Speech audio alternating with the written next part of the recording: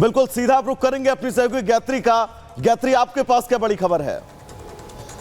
बिल्कुल वैभव, तो अपने दर्शकों को बता दें किस तरीके से रिपब्लिक भारत ने डबल एग्जिट पोल दिखाया। और डबल एग्जिट पोल, चाहे पी मार्क के आंकड़ों की बात करें या फिर हम बात करें मेट्रोराइज की, दोनों ही एग्जिट पोल ये दिखा रहे हैं कि मोदी सरकार हैट्रिक लगा रही है। यानी एक बार फिर से मोदी सरकार बनने जा रही है। एनडीए को 350 से ज्यादा नंबर्स दोनों ही एग्जिट पोल दिखा रहे हैं। तो वहीं जो विपक्ष है वो 150 के आसपास सिमटता हुआ दिखाई दे रहा है। यानी एक बार फिर से बताया जा रहा है कि ये आंकड़ों के मुताबिक, हम आपको बता दें कि आंकड़ों के मुताबिक एक बार फिर से मोदी सरकार बनती हुई दिख रही है। तो ये डबल एग्जिट पोल हमने आपको दिखा, एक बड़ा सैंपल था और उस बड़े सैंपल में हमने स्टेट वाइज भी आपको बताया और इसी के साथ हमने आपको ये भी बताया कि कैसे जो मोदी सरकार एक बार फिर से बनती हुई जा रही है। लेकिन आपको बता दें 4 जून को सबसे तेज नतीजे देखिए आप रिपब्लिक भारत के साथ, अर्नब के साथ 4 जून को सबसे तेज नतीजे हम आपको दिखाएंगे। हमने एग्जिट पोल दिखाया और अब 4 जून को सबसे तेज नतीजे अर्नब गोस्वामी के साथ। और इस बीच आइए आपको दिखाते हैं कि किस तरीके से जो एग्जिट पोल है वो ये बता रहा है कि एनडीए सरकार एक बार फिर से बन रही है, मोदी सरकार एक बार फिर से बन रही है। हालांकि जो मोदी सरकार है उसकी तरफ से दावा किया गया था 400 प्लस, लेकिन जो आंकड़े एग्जिट पोल के सामने आए हैं, चाहे हम मेट्राइज की बात करें या हम पी मार्क की बात करें, वो दोनों ही एग्जिट पोल ये दिखा रहे हैं कि एनडीए सरकार एक बार फिर से बनती हुई दिख रही है। लेकिन सबसे तेज नतीजे 4 जून को आप देखिए अर्नब के साथ। और आइए अब आपको दिखाते हैं कि सीपी जोशी से हमारे सहयोगी ने बातचीत की है, वो क्या कुछ कह रहे हैं एग्जिट पोल को लेकर।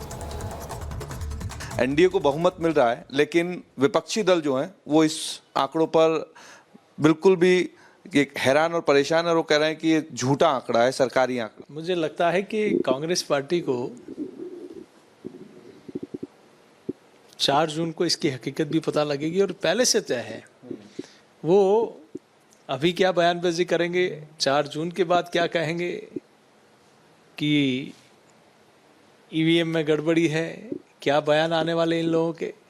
लेकिन मुझे लगता है कि कहीं कहीं जब कांग्रेस और आपकी सरकार किसी राज्य में बनती है तो तब तो ईवीएम सही होती है। और देश की जनता जब नरेंद्र मोदी जी को प्रचंड बहुमत से आशीर्वाद देती है तब ईवीएम खराब हो जाता है इनके लिए। वो ईवीएम खराब नहीं, इनका मुझे लगता है मन और मस्तिष्क खराब है, उसका जांच करानी चाहिए। जिस वक्त चुनाव चल रहा था उस वक्त एक परसेप्शन तैयार हो रहा था कि उत्तर भारत में बीजेपी की सीटें कम होंगी, एनडीए की सीटें कम होंगी और दक्षिण भारत में बढ़ेंगी। लेकिन जब चीजें सामने आई हैं, एग्जिट पोल सर्वे सामने आए हैं, तो दक्षिण में तो बढ़ती हुई नजर आ रही है, उत्तर भारत में भी सीटें जो हैं वो बहुत ज्यादा कम नहीं हो रही, नुकसान बीजेपी को नहीं हो रहा है। देखिए, मुझे लगता है कि देश की जनता ने मोदी जी की गारंटी पर विश्वास किया है। देश की जनता ने अब की बार 400 पार के नारे को अपना नारा बना लिया और उस आवाज़ के साथ देश की जनता चल पड़ी। देश की जनता ने अंतर देखा 2014 से पहले का और 2014 के बाद का। जो नरेंद्र मोदी जी के नेतृत्व वाली सरकार ने, मोदी जी ने जो कहा वो करके दिखाया। और ये 60 साल में जो कांग्रेस पार्टी के लोगों से मैं कहूँगा कि आपने भी इस देश में शासन किया, आपने कई नारे वादे दिए, कांग्रेस आएगी गरीबी मिटाएगी, कांग्रेस आएगी समृद्धि लाएगी, कांग्रेस आएगी किसानों का कल्याण करेगी। क्या किया आपने? गरीब की गरीबी तो नहीं मिटी, लेकिन कांग्रेस की गरीबी मिट गई। इसीलिए देश की जनता कभी कांग्रेस को माफ नहीं करेगी।